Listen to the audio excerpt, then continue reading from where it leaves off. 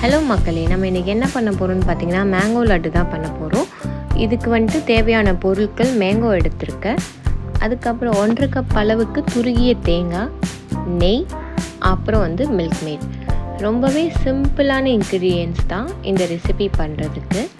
முதல்ல நம்ம என்ன பண்ண போகிறோம், மேங்கோவை நல்லா ஸ்லைஸாக கட் பண்ணிவிட்டு அதோட பல்ப் மட்டும் நம்ம எடுக்க போகிறோம்.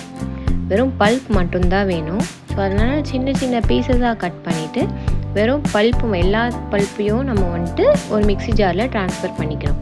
ட்ரான்ஸ்ஃபர் பண்ணதை மிக்சரில் போட்டு நல்லா அரைச்சிக்கணும். மேங்கோ பியூரி வந்துடும். நல்லா திக்கான பியூரி வர வரைக்கும் அரைச்சிட்டு இப்போ இந்த பியூரியை ஒரு பவுலுக்கு நம்ம ட்ரான்ஸ்ஃபர் பண்ணி வச்சுக்கணும்.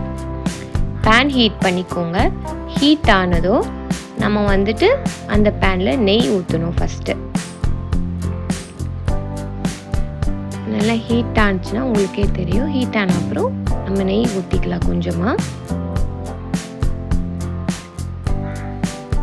தேவையான அளவு நெய் ஊற்றிட்டு கொஞ்சம் ஹீட் ஆனதும் துருகிய தேங்காவை கொட்டிக்கணும். கொட்டி நல்லா கிண்டணும். நல்லா லோ ஃப்ளேமில் வச்சுட்டு தேங்காவை நல்லா கிண்டிகிட்டே இருக்கணும். அது நல்லா ஒரு மாதிரி லைட் ப்ரௌன் கலரில் வரும். நல்லா ஒரு வாசனையாக வரும். அந்த அளவுக்கு கிண்டிட்டு அதுக்கப்புறம் நம்ம அதோட மேங்கோ பியூரியை ஆட் பண்ணிக்கணும். ஆட் பண்ணும்போதே அது ஒரு நல்ல ஒரு ஃப்ளேவர்ஃபுல்லாக வரும். உங்களுக்கு ஸ்மெல்லே சூப்பராக இருக்கும், மேங்கோவும் கோகோனட்டும் சேர்ந்து. ஸோ ரெண்டுத்தையும் நல்லா மிக்ஸ் பண்ண போகிறோம். அது நல்லா இன்னும் கொஞ்சம் ஒரு திக் கன்சிஸ்டன்சியில் வரும். ஒரு அல்வா இதுக்கு நமக்கு கிடைக்கும். சரிங்களா?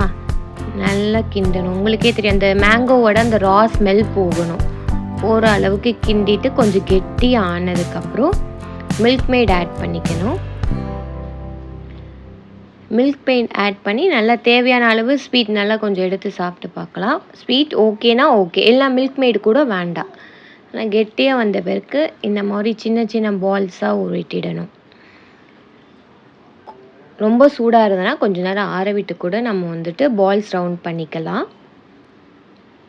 ஸோ ரவுண்ட் பண்ணிவிட்டு நல்லா ஷேப் கொண்டு இது பண்ணிக்கலாம். இதுக்கு உங்களுக்கு வேணும் அப்படின்னா, மேலே ஒரு லுக்குக்கு வேணும் அப்படின்னா நீங்கள் திருப்பியும் கோகோனட் பவுடரில் நல்லா கோட்டிங் கொடுத்துட்டு வைக்கலாம்.